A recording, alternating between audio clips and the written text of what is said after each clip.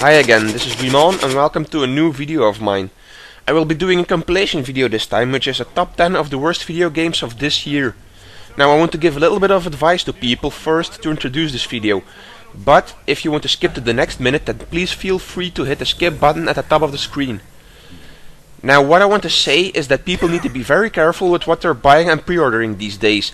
And not only to protect themselves, but also for the very well-being of the gaming industry.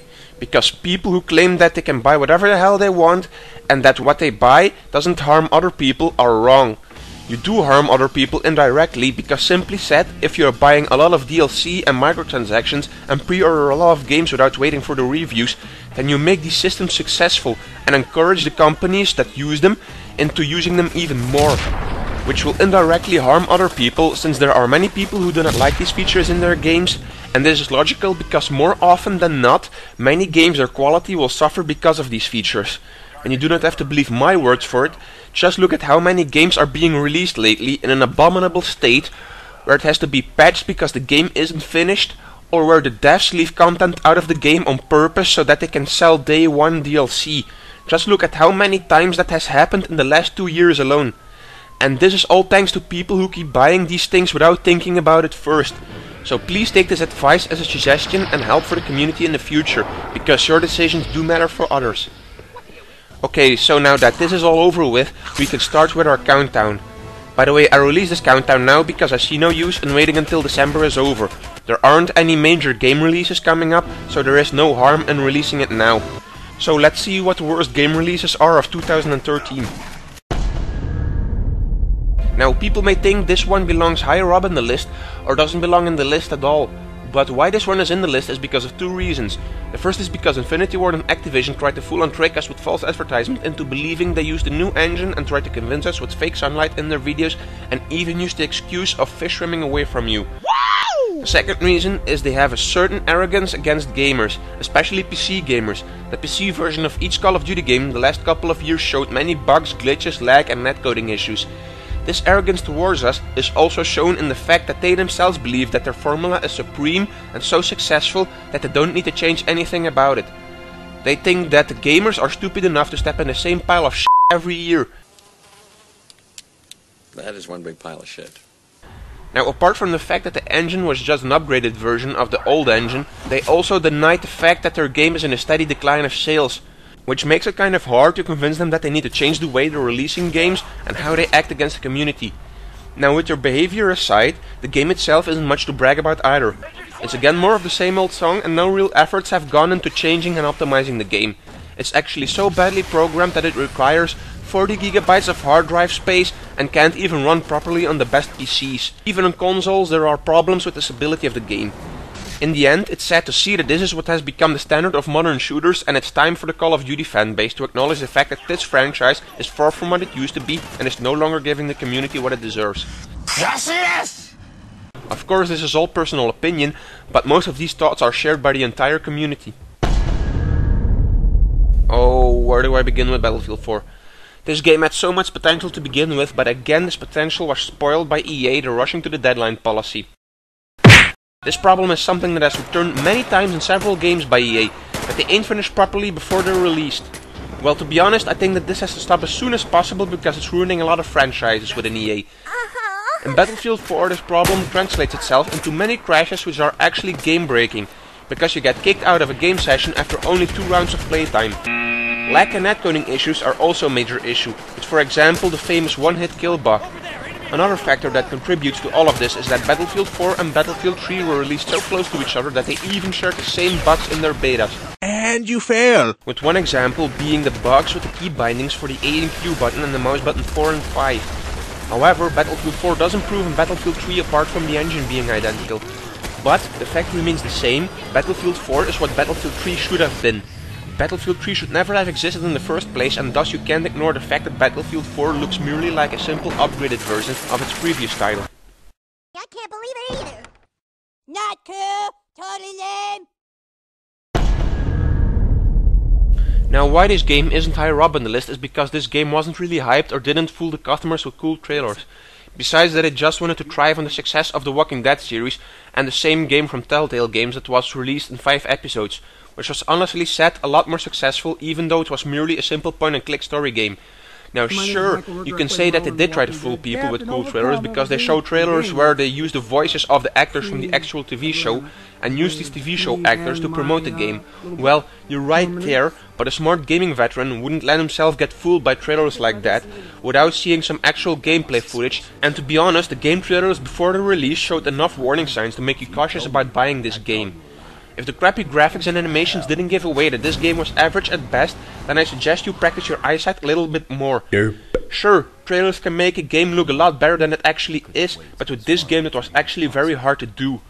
Now what was so bad about this game? Well, pretty much everything besides the survival aspect. For starters, the game had a terrible zombie AI, and now you can argue with me that zombies don't need an AI because they're just brainless.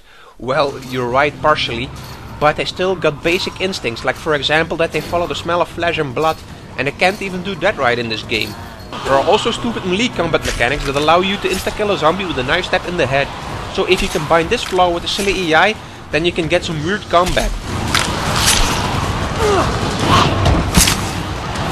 Another problem is the level design. It is just utterly ridiculous how stupid the levels are built. They almost all look the same and they restrict your freedom of movement in any way possible. Now many games do that, like Resident Evil for example, but in here it isn't even done good. It is so obvious that you can jump over certain stuff, but that an invisible wall prevents you from going further. Now in terms of aesthetics, the graphics and voice acting is terrible.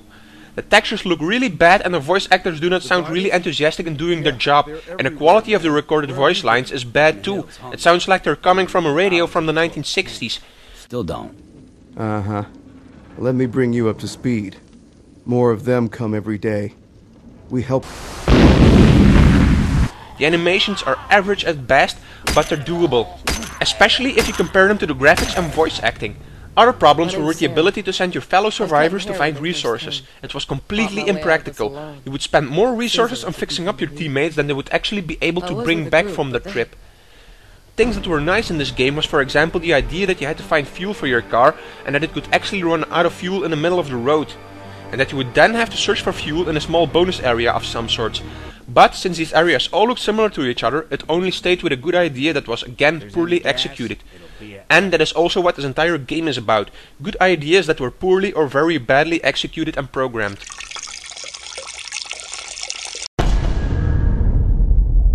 Well, I have to say one thing about this game. If this is the path that Creative Assembly is taking, then I'd rather not buy any future games from them anymore. It's ridiculous how many optimization issues and game-breaking bugs were in this game. It was absolutely unbelievable. It took over 5 patches to make the game actually playable and stable, not to mention the many features that got deleted compared to previous titles. Some of these deleted features were options in the diplomacy and family menu. For example, that you weren't able to trade gifts or cities anymore, or the option in the family menu that were restricted to marriage, bribing or assassination. In battles, the guard mode was also deleted. The actual game-breaking issues were for example that your game started randomly crashing each turn if you reach over 100 turns into the campaign.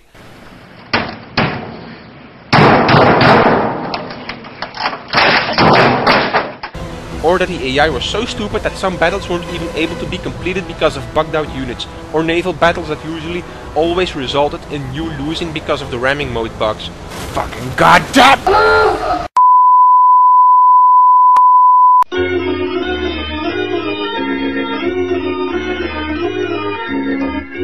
Now some units themselves also had many issues, like for example the phalanx units that could not hold their formation and turn into a large blob of soldiers on the field. And also Roman units that had the attacking testudo ability had issues with being too vulnerable to enemy fire. Other issues were with, for example, being able to torch all kinds of gates, making siege battles very often too easy to complete. Another issue that made the game on the campaign map a bit too hard was the squalor system, which was implemented in the game to prevent you from too easily expanding your cities. However, in this case, it actually prevented you from expanding your cities past tier 2, because tier 3 and tier 4 were almost undoable unless you were some mathematical wonder. All in all, this game suffered from a great deal of bugs and are too numerous to mention all of them, but it did make the game either unplayable or just too easy. The biggest mistake that was made in my opinion was the lying about the game how it would actually look. This is super early code. We're way pre-alpha, and What that means is there's loads of features, not just in terms of the graphics, but also in terms of the combat and the animations that actually aren't in the game yet. So the final game is actually going to look way, way better than this. You know, we're working our guts out on this game, and we're determined to make it the best Total War game ever. I don't know what they were thinking, but it seems like they were with their own heads up their asses. Next is SimCity, and oh god, what a monstrosity this game was. Holy sh**. Well, the trailers of this game actually made it appear as if it was a really good game, but in the first minute you started the game, the first issues became very clear. It would become yet another game that would be ruined and plagued by their own DRM policy to prevent it from getting pirated. Next to the release of Diablo 3, this is the worst launch of a game that used DRM in their game in the entire history of gaming. The servers remained down in the first week, so you were lucky to get in the game at all in that period. Secondly, the game stored all save game progress on their server, so often your save data would get lost and you would have to start all over again. The third issue was that the bad connectivity almost made it impossible to play together and share the benefits of your cities, because many resources and migrating population went lost between your cities and never arrived at the intended city.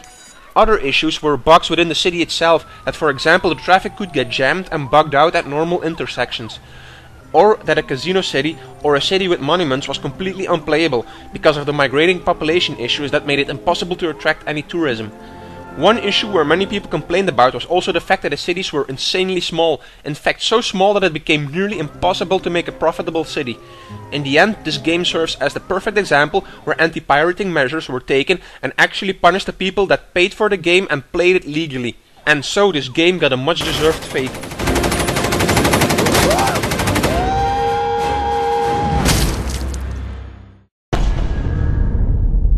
We all know that games that are made of popular movies usually go wrong pretty bad, but bad is taken to a whole new level with this game, because about this game there is nothing to praise it for. The only word that describes it the best is terrible. For starters, the co-op didn't work for one bit at the release. Even if it worked, then there were so many issues with the information that was shared between both players that it was either unplayable or was so bad that it became funny. So, if the co-op wasn't working, you were stuck with an incredibly stupid AI as a partner. He often got stuck and didn't do his job properly to solve puzzles. The enemy AI was also very bad in some cases. For example, that enemies would just stand still and not respond to you even if you were taking them under fire. But it was hard to tell if those were just bugs or thanks to the crappy programmed AI. Because sometimes the enemy AI responded a lot better. Other bugs were with your character clipping into objects and animations that went berserk. Gameplay wise, this game is all about action the entire time. It doesn't even take the time to tell a proper story. It's all about blowing stuff up the whole time without trying to create depth to the story or get involved with the characters to build up to a climax at the end of the game. No sir, it's just constantly lasers flying all over the place. Other bad features in this game were that the missions were often too easy or that sometimes they couldn't be finished at all because it bugged out. The levels themselves are very direct and forward and doesn't allow for exploration. It's just a linear game that feels very scripted and sends you from one cutscene to the next. The only good thing about this game is that it tries to feel authentic and the voice acting is a lot better than expected. The lack of finish and detail in this game's graphics, animation and content makes this game rightfully the first game of the top 5. On number 4 is Orion Dino Horde, which is basically a patch of an older game called Orion Dino B-Town, but is disguised under a new name to make it look like a new release, and to be fair, they actually got away with this the first month, because many people never heard of the title Orion Dino B-Town. But not everybody let this go by unnoticed, and soon this Stirred in the Skies was revealed as a fake. I don't know what the devs of these kinds of games think when they do things like this, but it's not alright at all. It comes very close to what the developers of the War Z did with their name in order to attract more attention to themselves. Now, of course, it's not as bad as just very obviously copying another game's name and even copying their game's concept, but it's still not the right way to do things in this industry. Now, the game itself is not so terrible, but it's definitely below average. The game is plagued by many bugs and glitches within the gameplay itself. It ain't a lot of bugs like crashes, but more like optimization issues, dinosaurs who don't do what they're supposed to do, and clipping through things and such. Now, to explain what the game actually is basically a base defending co-op survival with vehicles.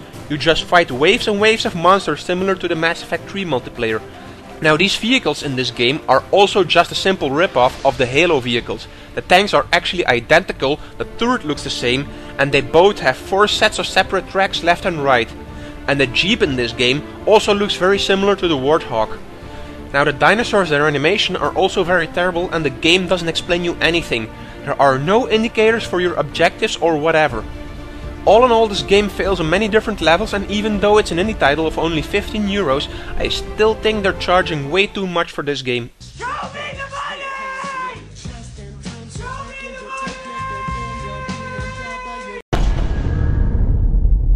Our top 3 starts with a game that actually looks appealing at first, but is ridiculously bad to play. The fact that this game didn't get much attention and publicity actually worked in the advantage of the developers here. Otherwise it would most probably never ever work in this lifetime again. The game already starts bad by randomly throwing you from the first cutscene to your first QuickTime event without explanation of the story whatsoever. You don't realize what's happening until you're at least over an hour into the game, if your patience even lasts that long. Positive definite. I said positive definite. Gosh, this is Voice acting is terrible in these cutscenes too, and no effort has been put into it whatsoever. It is absolutely ridiculous. Apart from that, the sound is terrible too. At some parts there is even ambient sounds and sound effect missing. He ain't 12 no more, that's for sure. You're tall as you. He's still a kid. Don't you move now, cherry pie.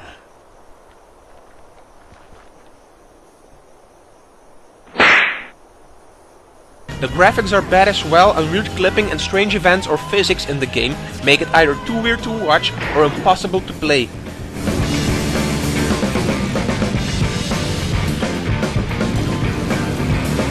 At some parts you can even see enemies their spawn points because they spawn in out of nowhere. They didn't even try to hide it.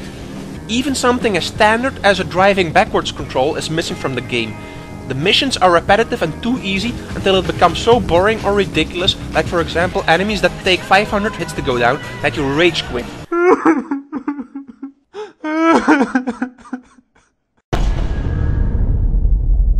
Now on number 2 we got Day 1, Gary's Incident. Now I'm not gonna say much about this game because the developer took down many videos that were having negative criticism about them on the internet. The most famous one of that is Total Biscuit's video. But the fact that they're taking these videos offline means that they have a really bad game on their hands which they want to make appear as good as possible to trick people into buying it by deleting and hiding the criticism. What I'm able to tell you is that you should not get involved with this game. It is close to dreadful. Terrible is a word that's even too nice to describe this game. You can expect glitches, bugs, clipping through objects, terrible AI, invisible walls on places that you can clearly reach otherwise, broken content and missions, and terrible animations. So to put it simple, everything that can go wrong with a game, and I do mean every aspect that can go wrong, went wrong in this game. There is actually nothing positive I can say about it apart from that it didn't crash too often for me, but maybe I didn't play long enough to see that happen to me. The graphics are a little bit above average, but the game is so badly optimized that the best PCs can't handle it. But the fact remains the same that the game is in a very bad state. They shouldn't even allow developers to publish these kinds of games anymore. There's only one thing we can do with these kind of games.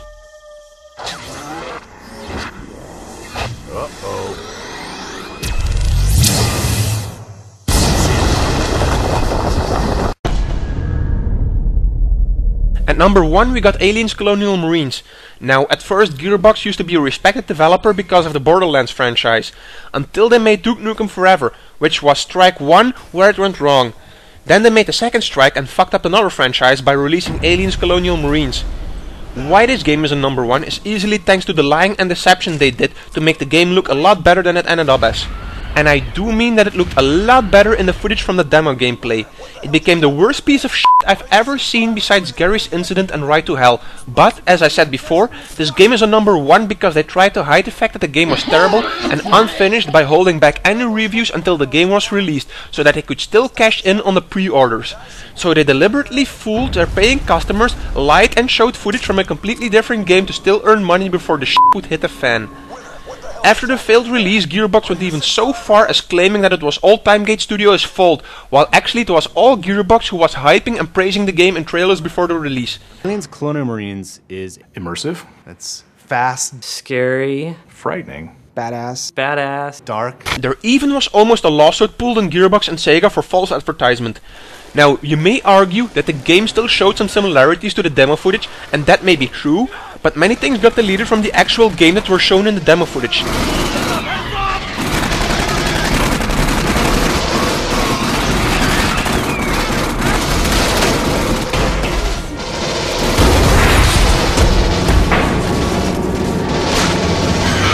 How many fingers am I holding up? He's fine. Not to mention that all the ambient effects, lighting and the smarter and faster aliens we saw didn't even exist in the full game. In fact, the alien AI was some of the worst I've ever seen in a game, not to mention how many times your companion blocks your path to certain areas or just stands still and does nothing. Also, the textures were incredibly awful, and the missions in this game were stupid as hell too, and more often than not you were fighting evil corporation men in suits instead of aliens. In fact, there were only 3 levels in this game that were completely focused on aliens. The rest was a mix of both, or just human opponents alone. They might have better made this a Call of Duty mod, because that's what it looked like. The boss battle in the end was just outright ridiculous too. It made no sense whatsoever, and it was way too easy. You just had to push a few buttons and that was it.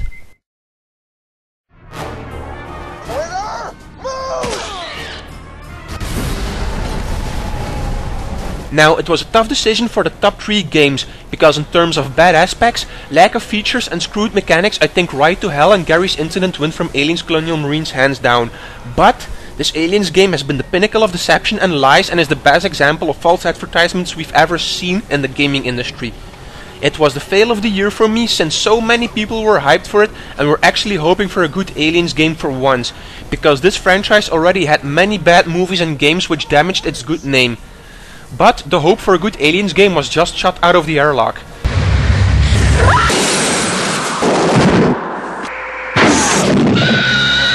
So I punish Aliens Colonial Marines on these aspects more, because the 2 other games in the top 3 never hyped the game with the intention of tricking people into pre-ordering it and spending money on a season pass for it, to such an extent that it hurt over 1.5 million people who bought it.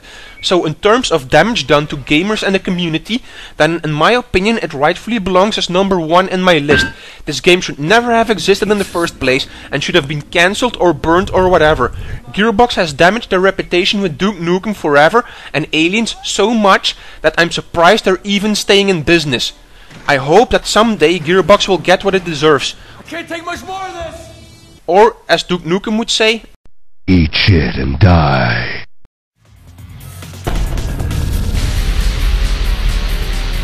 I'll see you guys next time.